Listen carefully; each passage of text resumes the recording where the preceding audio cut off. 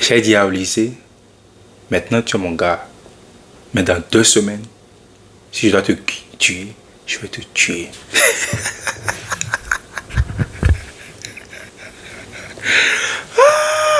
Comment là? Toi, c'est Pitache. Tu es remplaçant de Pitache maintenant. C'est toi qui menace les gens. Toi qui es remplaçant. En tout cas, rendez-vous mardi. Rendez-vous mardi. On verra mieux. Ils ont perdu contre Mallorca avec les Mouriki. On verra mardi. Alors, premier match après cette trêve internationale avec l'Allemagne. Ils ont gagné 2 matchs contre le Ghana et contre la Suisse, si je ne me trompe pas. C'est bien la Suisse. Donc, on revient face à Fribourg chez eux. Je vais commencer ce débrief de ce match contre Fribourg avec Goretzka. On ne veut plus voir Goretzka sur le terrain. C'est simple que ça, c'est aussi simple que ça. On veut Bischoff, Kimmich, Pavlovic désormais. Parce que on aime bien. Honnêtement, moi je n'ai rien contre Goretzka. On aime, tout le monde kiffe Goretzka. Mais il n'apporte rien sur le terrain. Il n'apporte rien. Le bombasso de Mazambi. On parle de Mazambi, on doit le recruter. On doit le recruter. On doit le recruter.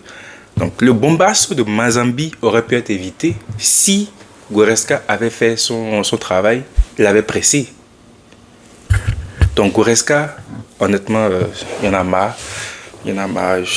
On l'aime bien. Vous voyez la fin, tout le monde le kiffe. Tout le monde le kiffe à la fin du match. Il y a eu une célébration. Je ne sais pas qui a perdu un pari, mais voilà. Il y avait une ambiance bon enfant. Tout le monde était content. Mais on ne veut plus voir Goretzka sur terrain. C'est bon, c'est bon. Moi, j'en ai marre. On en a marre. Parce que effectivement, l'effectif qui commence le match n'est pas bon, honnêtement. Yambri, on ne l'a jamais vu en pointe. C'est là que tu vois l'importance de Kane, que tu vois l'importance d'un 9. Je ne sais pas trop si Kane pourra revenir face au Real. Mais bon, Jackson va jouer, je suppose. Mais quand même si c'est Jackson, on a quand même une grosse importance d'un 9. Donc, voilà, on l'a vu durant ce match-là. Pendant 80 minutes, l'absence de 9 s'est fait ressentir. Yambri, il décrochait tout le temps. Diaz n'a pas été bon ce match. N'a pas été bon. Au niveau pressing, il faut attendre la 80e minute pour voir Diaz travailler. C'est fatigant. Même si l'effectif, le 11 de départ n'est pas bon, on doit pouvoir gérer Fribourg. Donc, il n'y a pas vraiment d'excuse. Je ne peux pas venir m'asseoir ici pour dire oh, notre 11 titulaire n'est pas bon. Tu ne peux pas dire ça, c'est le Bayern. N'importe qui que tu alignes, normalement, tu tapes n'importe qui devant toi. Tu devrais pouvoir être apte à taper n'importe qui est devant toi. Donc, je ne peux pas venir dire que voilà, le 11 de départ n'est pas bon. Mais bon, il faut reconnaître que l'entrée de nos titulaires normaux a changé le cours du match drastiquement. Tu as eu l'entrée au lycée, Moussiala, Davis. Davis a fait une top entrée, honnêtement. Retour de blessure comme ça, tu enchaînes avec ce genre de performance-là en quoi 5 minutes, 5-10 minutes. Très intéressant. Je suppose qu'il sera titulaire face au Real, ou sinon il va jouer la moitié du temps. Donc très content de l'entrée au lycée de Davis. Bien sûr, au lycée aussi a une entrée assez impactante. Il trouve une passe décisive, entre autres. L'entrée de Laimer, évidemment, Laimer qui rentre et qui dynamite son côté. Donc très positif aussi. On ne peut pas nier l'impact de nos titulaires normaux dans ce match ou dans notre saison globalement. Donc ça me ramène à Goretzka. Moi, c'est fatigant à la fin. On veut gagner des matchs, on veut gagner des trophées. Donc, si c'est pour nous livrer des performances comme ça, ça ne vaut pas la peine. Donc, Goretzka, je pense qu'on peut le reposer un peu plus. On peut lui donner 10 minutes là, passer par là. Donc, voilà. Moi, je ne vais pas trop m'attarder sur lui. Donc, voilà, top match. En tout cas, à l'issue de ce match, il faut reconnaître qu'on est prêt mentalement. Mentalement, on est très solide. 2-0 jusqu'à la 80e minute et tu arrives à gagner le match. Comme ça, c'est très positif en somme. Donc moi je suis très satisfait de nos titulaires, en tout cas, de nos titulaires. Et on espère que Kane va revenir face au Real, sinon on aura peut-être de soucis à l'attaque et au niveau de la pression, au niveau du poids de Kane sur Rudiger et Essien. Je suppose que ça va être la charnière centrale du Real. Et donc voilà, top match de Bischoff, pied droit, pied gauche, des bombassos. J'étais choqué, je ne m'attendais vraiment pas à ça. Une aussi bonne qualité de frappe de ce petit-là. Bravo. Carl aussi, il a eu un match mitigé. C'est vrai, il a eu beaucoup de pertes de balles, moins d'impact aujourd'hui, surtout pendant les 80 premières minutes, mais après il se rattrape et il nous offre cette victoire-là. Donc bravo à Carl. Carl, 18 ans, il a déjà quoi, 2-3 matchs winner. Bravo, intéressant. Et voilà, la défense, Kim, c'est pas vraiment ça, c'est pas top. Mais bon, c'est pas un match décisif, donc voilà, on peut overlook ça et passer à autre chose. La charnière centrale, c'est Tao Upamecano, ça ne va pas changer jusqu'à peut-être 3 ans encore. Donc voilà, Guerrero, il s'en va, donc je n'ai rien à dire. Voilà. Fribourg a fait un top match jusqu'à la 80e minute. Moi, ils m'ont bluffé. Ils ont eu un plan de jeu très cohérent. Je suppose que il s'est adapté à le coach de Fribourg s'est adapté au 11 de départ de compagnie. Il a vu les failles.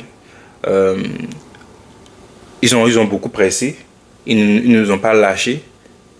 Ils ont eu un top gardien. Atuboulou, il était en mission aujourd'hui. Je ne sais pas ce qu'il a contre nous. Des top arrêts à gauche, à droite.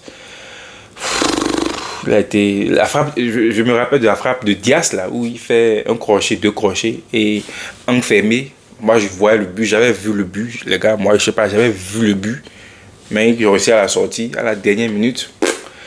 Choqué. Ça m'étonne qu'il soit derrière Neubel en équipe nationale, mais vraiment il mérite sa place en sélection. Donc très très très intéressant. Manzambi, j'en ai déjà parlé. J'en ai parlé aussi dans ma première vidéo de la saison où je faisais la liste des joueurs à suivre. Moi j'en ai parlé et il a fait un bon match contre l'Allemagne pendant cette trêve internationale là déjà. Je l'ai remarqué durant ce match là. Très intéressant ce petit là et j'espère que, comme je disais, on doit le chercher parce qu'il est très très très intéressant pour remplacer Goretzka entre autres. Donc moi je dirais oui, totalement. Il faut aller totalement à fond pour lui. Best, Eggestein, top match aussi. Mais à la fin, c'est nous qui gagnons. Même si je dois dire que l'arbitre aurait dû siffler le match plus tôt.